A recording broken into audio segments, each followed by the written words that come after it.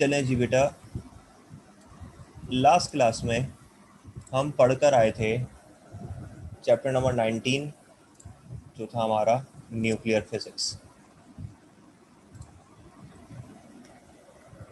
इसमें हमने डिस्कस किया था कि न्यूक्लियस ऑफ एन एटम क्या होता है, न्यूक्लियस की प्रॉपर्टीज हमने डिस्कस की थी, न्यूक्लियस का साइज क्या है, न्यूक्लियस कंसिस्ट किस पे करता है वगैरह वगैरह। फिर हमने डिस्कस किया था रेडियो एक्टिविटी को और types of radioactive rays हमने डिस्कस की थी, जिसमें अल्फा बीटा और गामा रेज की हम प्रॉपर्टीज पढ़कर आए थे लास्ट क्लास में। अब जो हमारा टॉपिक है इस चैप्टर से रिलेटेड, जैसे हम रेडियो एक्टिविटी समझ चुके हैं, तो अब रेडियो एक्टिविटी के बाद जो नेक्स्ट टॉपिक है हमारा, that is half life. Half life क्या होता है, ध्यान से समझना। According to definition of half life, हम कह सकते हैं half life of radioactive element in the time interval during which one half means 50% of the atom are disintegrated। ठीक, या हम इसको दूसरे अल्फाजों में और किस तरह से डिफाइन कर सकते हैं हाफ लाइफ को, हम कह सकते हैं half life of a radio active element in the time interval during which 50% of parent atoms are converted into daughter atoms और daughter element। इस बात का मतलब क्या हुआ, देखिए, जब किसी भी रेडियो एक्टिव एलिमेंट में, किसी भी रेडियो एक्टिव सब्सटेंस में जब रेडिएशन होना शुरू होती है, उसमें से जब अल्फा रेज, बीटा रेज और गामा रेज इमिट होना शुरू होती हैं, तो इसका मतलब वो उसमें से एनर्जी निकल रही है। न्यूक्लियस जो है वो ब्रेक डाउन होता है और न्यूक्लियस में से प्रोटॉन, मूविंग इलेक्ट्रॉन्स की और न्यूट्रॉन्स की सूरत में जो है वो कुछ रेस इमिट होना शुरू होती हैं, जिसके बारे में हम पढ़कर आ चुके हैं, अल्फा बीटा और गामा रेस। अब जब किसी भी सब्सटेंस में से, किसी भी सब्सटेंस के, किसी भी रेडियो एक्टिव एलिमेंट के न्यूक्लियस में से या एटम में से जब रेज निकलना शुरू होगी, एनर्जी इमिट होना शुरू होगी, तो इसका मतलब कि उसकी वैल्यू में, उसके जो एटॉमिक नंबर है उसकी वैल्यू में कमी आना शुरू हो जाएगी। ठीक है, इसके बारे में पूरी डिटेल में भी आपको बताता हूँ साथ साथ। देखो, जब भी किसी रेडियो एक्टिव एलिमेंट में रेडिएशन होना शुरू होती है, उसमें रेडियो एक्टिव रेज इमिट होना शुरू होती हैं, तो जो उसका मास है वो मास कम होना शुरू हो जाता है। ऑब्वियसली अगर मैं किसी भी चीज़ में से जब कोई भी चीज़, कोई भी एनर्जी अगर मैं निकालना शुरू कर दूं, तो उसके नतीजे में क्या होता है कि उसके मास में, उसका मास डिसइंटीग्रेट हो जाता है, मतलब उसके मास में कमी आ जाती है। या दूसरे अल्फाजों में मैं कह सकता हूँ कि जो पेरेंट एटम है, जो मेन एटम जो होता है पेरेंट एटम, वो कन्वर्ट होता है डॉटर एटम में, मतलब कि उसका हाफ हो जाता है। जितने वक्त में, जितने टाइम इंटरवल में कोई भी रेडियो एक्टिव सब्सटेंस 50% रह जाए, उसको कहते हैं half life of an radioactive element, half life of radioactive element. ठीक है भाई। अब ये जो हाफ लाइफ की मैं बात कर रहा हूं, इसको कुछ इस तरह से समझना है कि एक थ्योरी है जिसको हम कहते हैं थ्योरी ऑफ रिलेटिविटी, मतलब मास एनर्जी रिलेशनशिप, जो कि आइंस्टाइन ने पेश की थी 1902 में। और उसमें क्या बताया था, एक रिलेशनशिप है बिटवीन मास एंड एनर्जी, कि जब भी कोई, आइंस्टाइन कहता है कि जब भी कोई सब्सटेंस या कोई भी बॉडी का जो मास है, बेसिकली जब वो कन्वर्ट होता है एनर्जी में, तो ऑब्वियसली उसका मास ख़त्म हो जाता है। जब पूरा मास कन्वर्ट हो जाए किसमें, एनर्जी में, तो ऑब्वियसली मास नहीं रहेगा। या आपने सुना होगा कि अगर कोई भी बॉडी लाइट की स्पीड से हरकत करना शुरू कर दे, जैसे कि जिसको हम थ्योरी ऑफ रिलेटिविटी कहते हैं, सेम चीज़ है, जब भी कोई बॉडी लाइट की स्पीड से ट्रैवल करना शुरू कर दे तो उसका मास खत्म हो जाता है, वो पूरा कन्वर्ट हो चुका होता है किसमें, एनर्जी में, जिससे फॉर्मूला बनता है E is equal to M C square. E energy, M mass और सी स्पीड ऑफ लाइट। तो कहने का मकसद क्या है, इस बात को समझाने का मकसद क्या है कि जब भी कोई बॉडी या कोई भी सब्सटेंस या कोई भी एलिमेंट जब कन्वर्ट होता है बेटा मास में, एनर्जी में सॉरी, तो उसका मास जो है वो क्या हो जाता है, कम होना शुरू हो जाता है। जैसे मिसाल के तौर पर मेरे पास अगर एक माचिस है, तो माचिस का कुछ ना कुछ मास होगा। जब मैं उसको जलाऊंगा तो जलाने से जो मास है वो कन्वर्ट होना शुरू हो जाएगा किसमें, हीट एनर्जी में। एनर्जी में कन्वर्ट हो रहा है जिससे लाइट और हीट एनर्जी हमें हासिल होती है। अब जब माचिस पूरी जल जाएगी तो उसका मास जो है वो जली हुई माचिस का मास ज्यादा होगा या जलने से पहले जो मास था वो ज्यादा होगा? किसका मास ज्यादा है, जलने से पहले या जलने के बाद? ऑब्वियसली जलने से पहले। बिफोर बर्निंग मैच स्टिक मास ज्यादा है एज कम्पेयर टू जलने। मास कम क्यों हुआ? मास कम होने की वजह क्या है, क्योंकि जितना भी मास मौजूद था जलने से पहले, तो जलने के बाद वो मास कन्वर्ट हुआ है एनर्जी में, जिसकी वजह से मास में कमी आ गई है।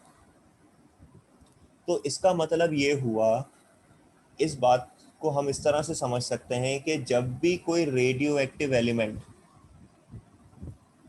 रेडिएशन इमिट करना शुरू करता है, तो उसमें से जब रेडिएशन इमिट होती है ऑब्वियसली एनर्जी निकलती है उसमें से, तो उसके मास में भी कमी होनी चाहिए।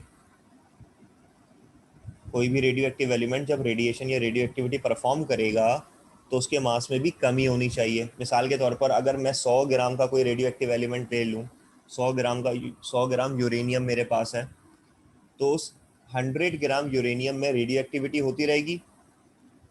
तो जब एनर्जी उसमें से रिलीज होती रहेगी मुसलसल, तो उसके मास में भी कमी आना शुरू हो जाएगी। यस और नो? 100 ग्राम यूरेनियम में से जब एनर्जी या रेडिएशन इमिट होना शुरू होंगी तो उसके मास में कमी होगी या नहीं?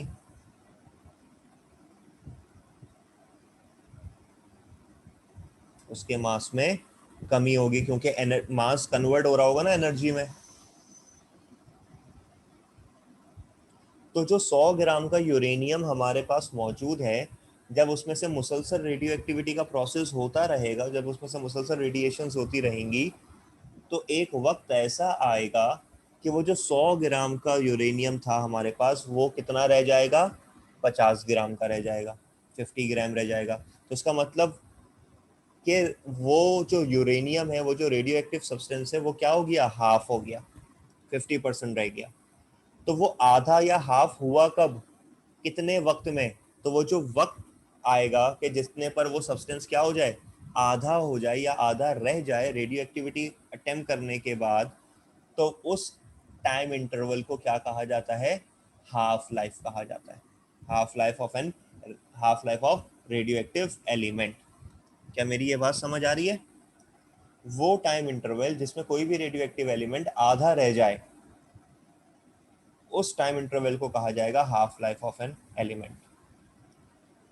ये एक सिंपल डेफिनेशन है हाफ लाइफ की। और वो क्यों हाफ हो रहा है, इसकी वजह भी मैंने बताई है आपको। क्या मेरी ये बात समझ में आ रही है आप लोगों को?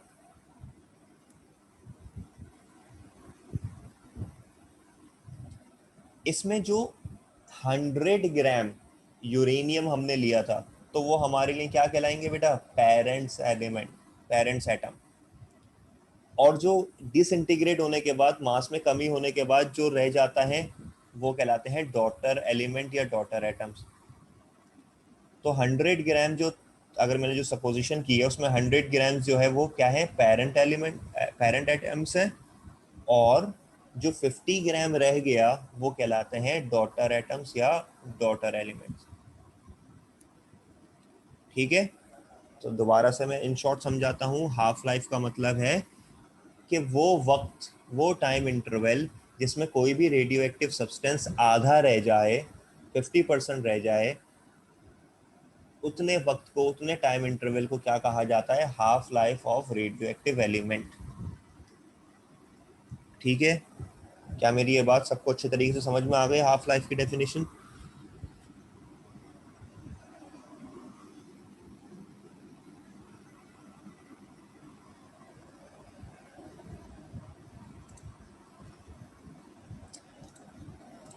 अब जब हम हाफ लाइफ की बात कर रहे हैं तो जैसे कि फॉर एग्जांपल मुख्तलिफ हमारे पास यहाँ रेडियो एक्टिव एलिमेंट्स मैंने यहाँ पे कंसिडर किए, जैसे कि कुछ सब्सटेंस जैसे कि क्रिप्टॉन, रेडॉन, रेडियम या uranium.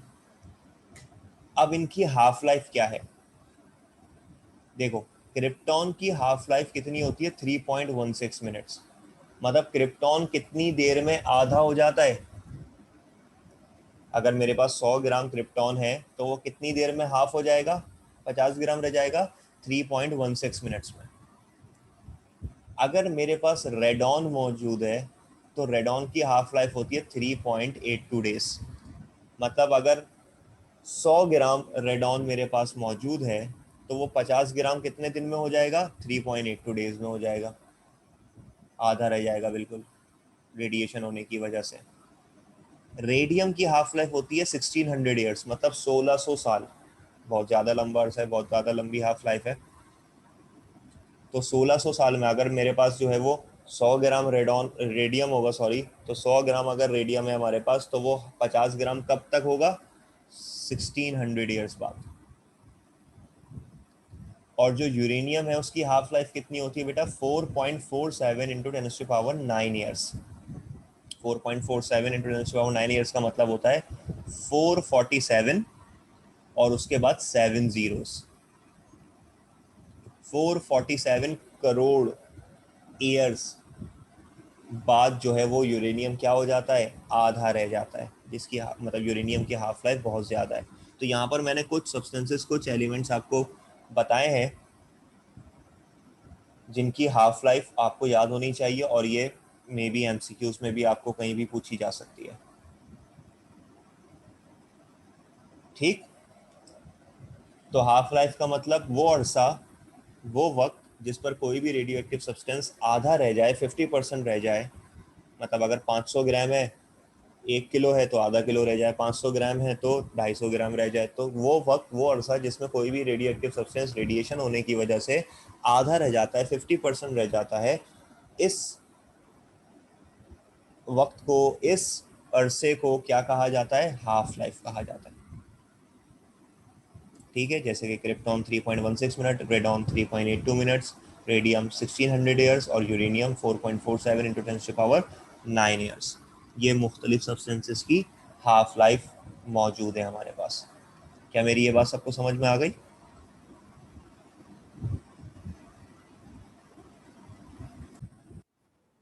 Okay, very good.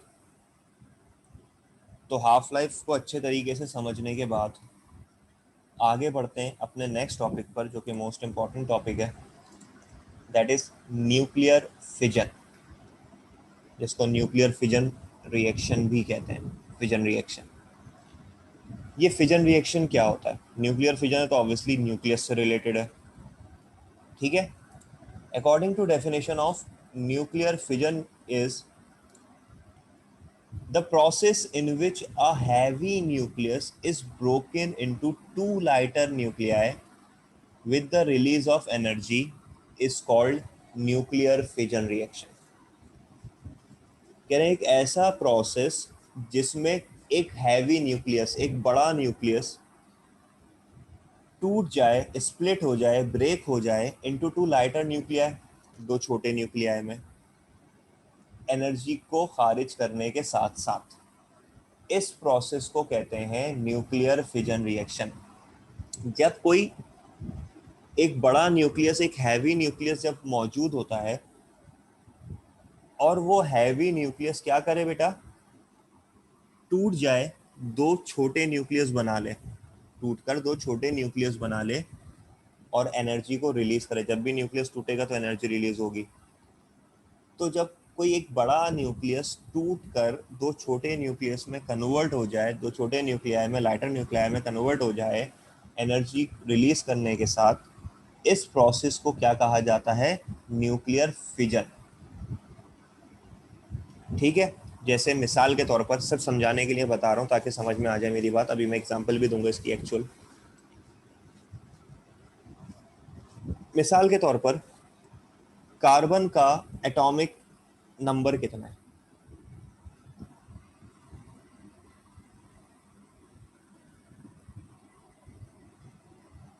Carbon का एटॉमिक नंबर 6 और कार्बन का एटॉमिक मास 12।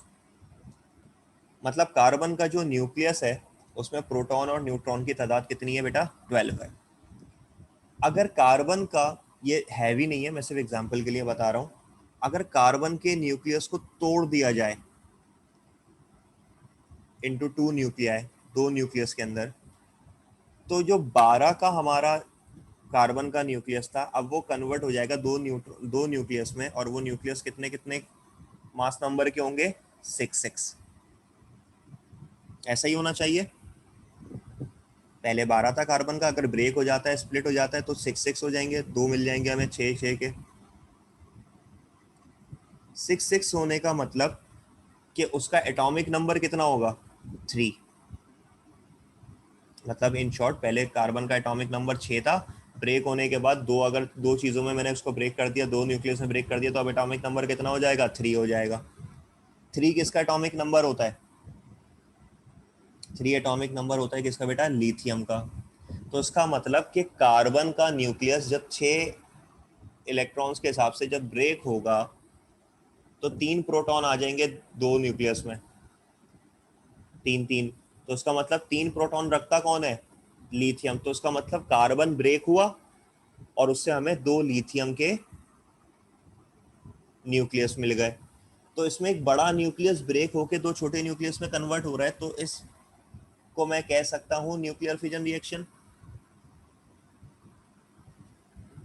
सिर्फ एग्जांपल के लिए बता रहा हूं। समझ आ रही है मेरी बात सबको?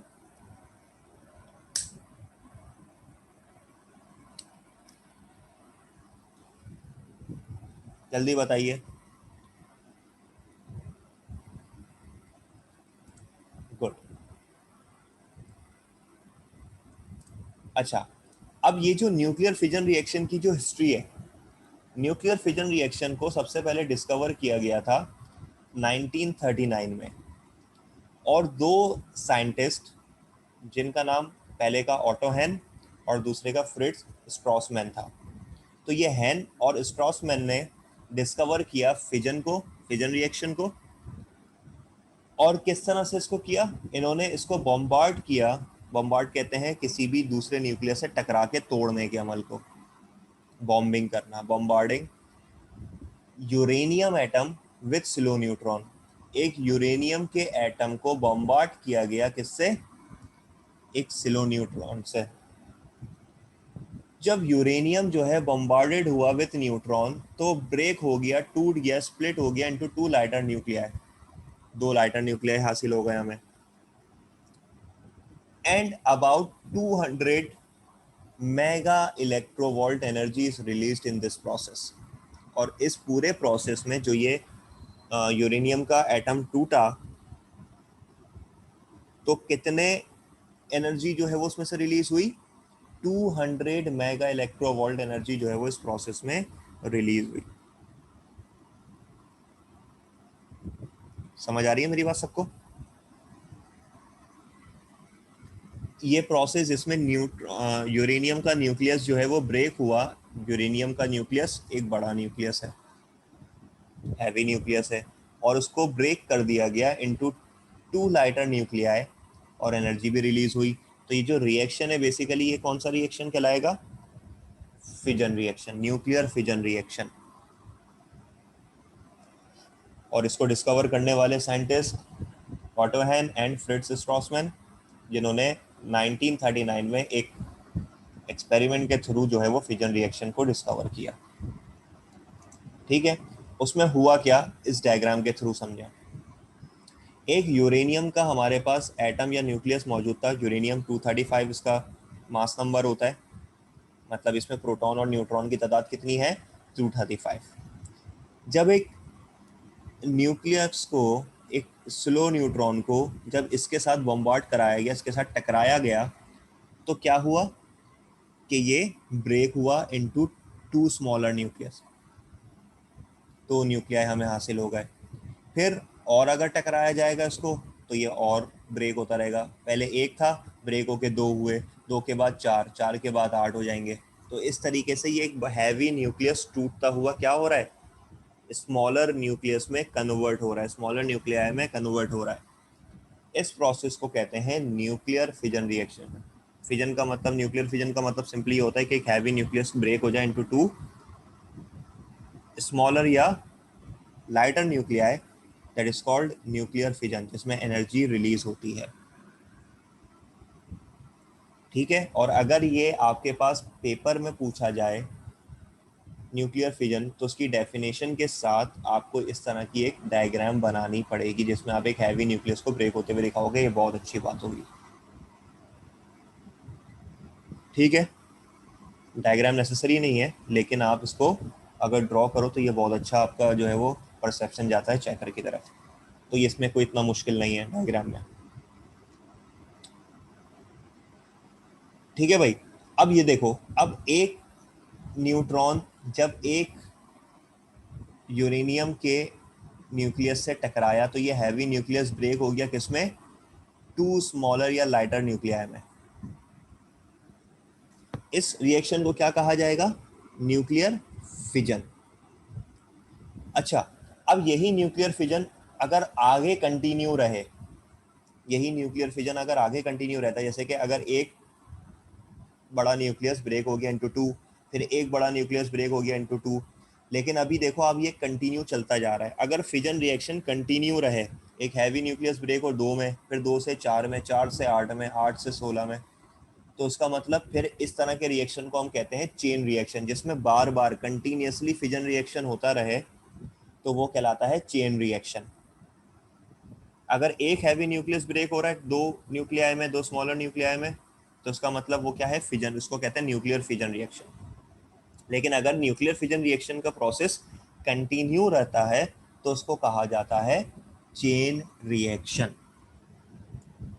क्या मेरी ये बात समझ आ गई सबको?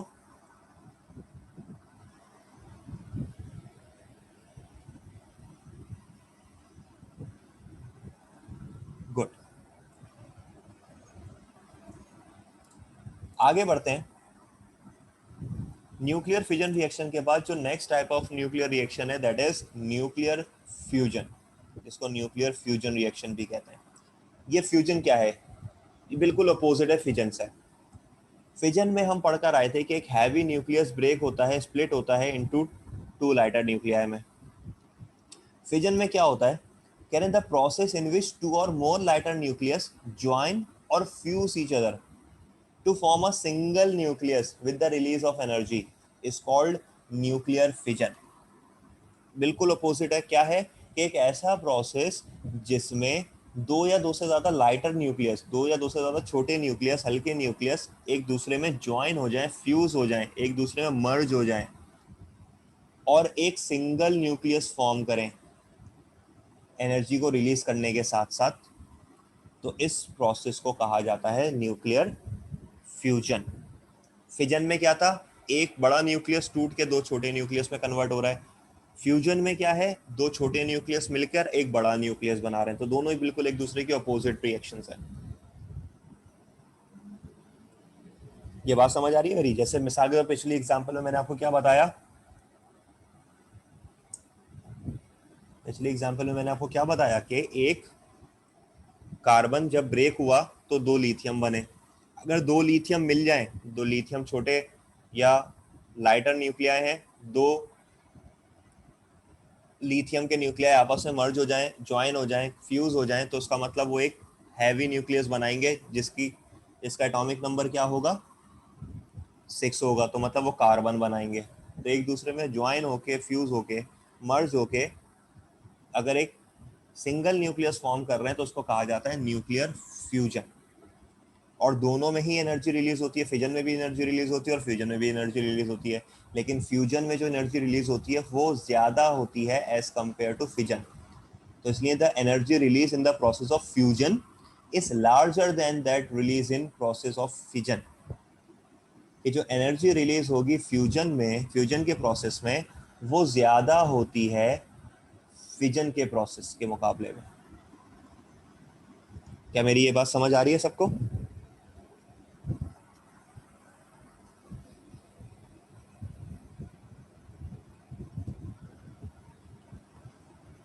क्या मेरी ये बात क्लियर है?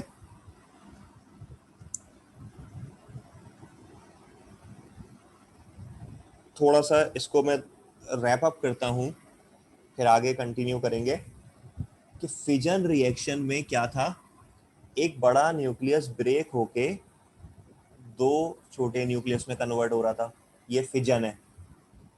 फ्यूजन में क्या है, दो छोटे न्यूक्लियस मिलकर ज्वाइन होकर आपस में क्या बना रहे हैं, एक बड़ा न्यूक्लियस बना रहे हैं, तो इसको क्या कहा जाएगा, फ्यूजन। तो चेन रिएक्शन जो हमने पढ़ा अभी, जो मैंने बताया चेन रिएक्शन, वो फिजन में ही होगा। क्यों? क्योंकि फिजन रिएक्शन जब कंटिन्यू रहेगा, एक बड़ा न्यूक्लियस टूटेगा दो छोटे में, फिर वो दो छोटे और टूटेंगे और छोटे हो जाएंगे, एक से दो, दो से चार, चार से आठ, तो वो चेन रिएक्शन है। फ्यूजन में ऐसा नहीं है। फ्यूजन में दो न्यूक्लियस मिलेंगे छोटे, एक बड़ा न्यूक्लियस बनाएंगे। अब वो बड़ा न्यूक्लियस किसी दूसरे में तो मर्ज नहीं हो रहा फिलहाल, तो वो चेन की कंडीशन नहीं आ रही। चेनिंग प्रोसेस कब होगा, फिजन में, फ्यूजन में नहीं। ठीक है। जैसे कि न्यूक्लियर फ्यूजन, फ्यूजन में क्या होता है, फ्यूजन रिएक्शन में मुख्तलिफ न्यूक्लियाई, दो या दो से ज़्यादा न्यूक्लियाई एक दूसरे में क्या हो जाते हैं, मर्ज हो जाते हैं, ज्वाइन हो जाते हैं और एक बड़ा हैवी न्यूक्लियस बनाते हैं और एनर्जी को रिलीज करते हैं। इसको कहा जाता है न्यूक्लियर फ्यूजन। जैसे कि, और ये न्यूक्लियर फ्यूजन हमारे स्टार्स में होता है, जितने भी स्टार हैं सोलर सिस्टम में, उसमें जो रिएक्शन होता है वो न्यूक्लियर फ्यूजन रिएक्शन है। जैसे आपको पता होना चाहिए, ये बात मैं पहले भी कई दफ़ा डिस्कस कर चुका हूँ, कि जो हमारा सन है, सन पर हाइड्रोजन मौजूद है, और वो हाइड्रोजन क्या हो रही है, हाइड्रोजन के जो न्यूक्लियस हैं वो एक दूसरे में मर्ज होते हैं। हाइड्रोजन का न्यूक्लियस है तो उसका मतलब उसका मास नंबर कितना होता है, 1। तो एक हाइड्रोजन जिसका मास नंबर 1 है, एक और हाइड्रोजन जिसका मास नंबर 1 है, वो जब एक दूसरे में मर्ज होंगे, ज्वाइन होंगे, तो उसके नतीजे में क्या होगा कि एक बड़ा न्यूक्लियस फॉर्म होगा, और वो बड़ा न्यूक्लियस जो फॉर्म होगा उसका मास नंबर कितना होना चाहिए, उसका मास नंबर कितना होना चाहिए, दो हाइड्रोजन के न्यूक्लियस जब एक दूसरे में मर्ज होते हैं तो उसका मास नंबर क्या हो जाएगा, एक हाइड्रोजन का एक है, एक हाइड्रोजन का एक है, दोनों मर्ज हो गए, आपस में ज्वाइन हो गए, फ्यूज हो गए, तो अब मास नंबर कितना हो गया, 2। मतलब अब उसमें प्रोटॉन्स की तादाद कितनी हो गई, 2 हो गई। जब प्रोटॉन्स की तादाद 2 हो गई तो उसका मतलब अब वो हाइड्रोजन नहीं रहा, अब वो क्या बन जाएगा, ऐसा एलिमेंट बन जाएगा जिसका एटॉमिक नंबर क्या होता है, 2 होता है, मतलब हीलियम। तो बेसिकली सन पर हमारा क्या रिएक्शन हो रहा है, उसमें हाइड्रोजन एक दूसरे में फ्यूज होकर हीलियम बना रहे हैं, और उसी की वजह से एनर्जी रिलीज होती है। ये जो फ्यूजन रिएक्शन हो रहा है सन में, उसी की वजह से एनर्जी रिलीज हो रही है, और वही एनर्जी हम तक पहुंचती है in the form of heat, in the form of light. सूरज पे आग तो नहीं लगी हुई, क्योंकि स्पेस में तो ऑक्सीजन है ही नहीं। आग लगने होने का मतलब क्या होता है कि आग लगने के लिए, कंबस्टन के लिए ऑक्सीजन का होना ज़रूरी है, तो आग तो हो ही नहीं सकती क्योंकि ऑक्सीजन ही नहीं है, तो आग नहीं है बेसिकली। वो क्या है, वो एनर्जी है जो फ्यूजन रिएक्शन, फ्यूजन की वजह से हम तक पहुंचती है। वो हमें इन अ फॉर्म ऑफ हीट और इन अ फॉर्म ऑफ लाइट की सूरत में हासिल होती है वो एनर्जी। ठीक है, और ये हमें अर्थ पर ही सूरज जो है वो थोड़ा रेडिश येलो नज़र आता है, अगर स्पेस में जाके उसको देखते हैं तो उसका कलर जो होता है वो बिल्कुल वाइट होता है, जैसे कि बाकी तमाम दूसरे स्टार्स का हमें कलर नज़र आता है। ये बात भी मैं पहले डिस्कस कर चुका हूँ। तो अच्छे तरीके से समझ आ गया सबको बेटा, nuclear fission reaction, nuclear fusion reaction और half life of an element, सबको अच्छे तरीके से क्लियर हो गया आज की क्लास में।